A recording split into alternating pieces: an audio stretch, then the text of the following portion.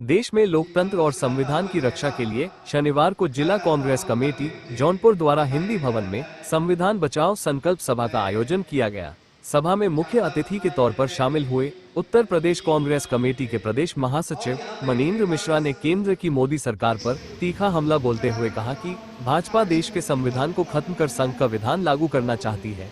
उन्होंने कहा कि आज देश में झूठ, नफरत और सांप्रदायिकता का जहर फैलाकर सामाजिक सौहार्द को तोड़ा जा रहा है। मिश्रा ने आगे कहा कि भाजपा और आरएसएस फांसीवादी सोच के तहत देश की संवैधानिक संस्थाओं को नियंत्रित कर लोकतंत्र को खत्म करने में लगे हैं।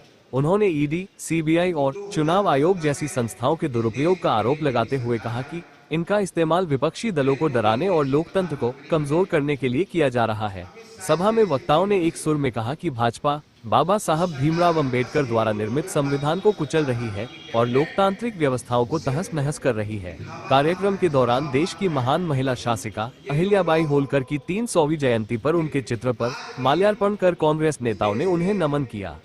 बीजेपी की सरकार में जो लोग बैठे हुए हैं, जो उसका संचालन कर रहे हैं, जो उसको चला रहे हैं, अगर आप पिछले 10 सालों की समीक्षा करेंगे तो ये नरेंद्र मोदी और अमित शाह इस देश की सरकार नहीं चला रहे हैं, वो सिर्फ बीजेपी पार्टी चला रहे हैं।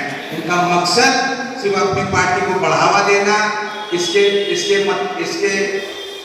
बिहार पे अगर इस देश का पट्टा बैठ जाए, लोकतांत्रिक प्रक्रिया खत्म हो जाए। संविधान बचाओ सम्मेलन हम लोग कर रहे हैं। जिस तरह गुजरात से 2 आदमी इस देश में देश को बेच रहे हैं और 2 आदमी खरीद रहे हैं, मोदी और अडानी, मोदी और अमित शाह बेच रहे हैं, अब अडानी और अंबानी खरीद रहे हैं।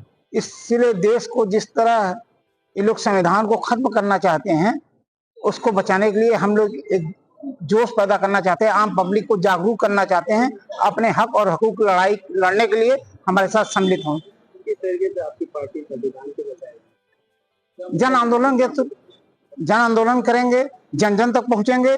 दिल्ली, जौनपुर से लेकर संसद तक हम आवाज को उठाएंगे और लोगों को जागरूक करेंगे।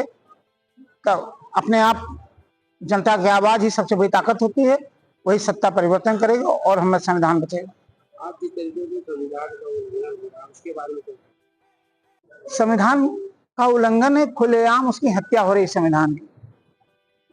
संविधान नाम भर कर रह गया। ये लोग पूरी तैयारी संविधान बदलने की कर रहे हैं, उसी को संविधान बचाने का हम लोग प्रयास कर रहे हैं। जफराबाद में एक निर्मम हत्या हुई है जी, उसको लेके एक तरह का संविधान को, लोकतंत्र को भूमिल किया गया, उसको लेके क्या करेंगे और पीड़ित परिवार को न्याय के लिए? देखिए, जफराबाद की घटना में दुखद है और ये जफराबादी ने पूरे उत्तर प्रदेश में हालात यही हो चुके हैं। जितने भी लोग मानसिक रूप से वो हैं, भाजपाई प्रवृत्ति के हैं या मानसिक रूप से विकृत हैं या बदमाश किस्म के हैं, खुलेआम कानून का उल्लंघन करते हुए कर रहे हैं और कानून हमारा सुस्त पड़ा है। कहीं न कहीं सरकार की चाहे चुप्पी से ही आम सहमति दिखती है, क्योंकि कड़ी कार्रवाई नहीं हो रही है। देखिए, जो संविधान बचाओ रैली चल रही है, हर जिलों में चल रही है, हर गांव में चल रही है।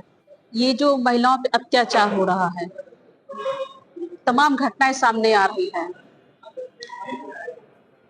रोज कहीं ना कहीं हत्या हो रही है। तो ये जो भाजपा की सरकार है, ये संविधान को बदलना चाहती है, आरएसएस का एजेंडा लागू करना चाहती है, खत्म करना चाहती है। और जो संविधान हमारी ताकत है, हम अपनी लड़ाई संविधान के माध्यम से लड़ते हैं, लेकिन ये सरकार मानने को तैयार नहीं है।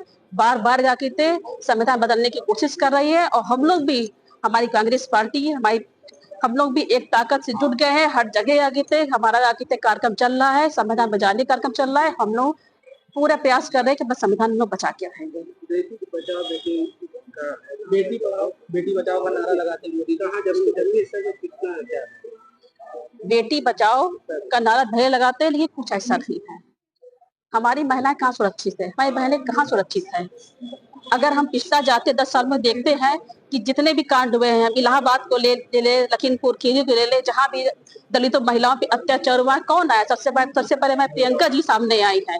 कोई सामने नहीं आया है। उन्होंने धक्का भी खाया है, लेकिन बहनों के लिए वो आगे बढ़ी है, उन्होंने लड़ाई लड़ी है। और हमें नहीं लगता कि मोदी जी ने क्या किया है। आए दिन घटनाएं हो रही हैं, इसमें कोई कार्रवाई नहीं हो रही है। जो दलित समाज है, दबा समाज है, उनकी रिपोर्टें भी नहीं लिखी जा रही हैं, बहुत अत्याचार हो रहा है। हमें लगता है ये भाजपा सरकार भ्रष्ट हो चुकी है।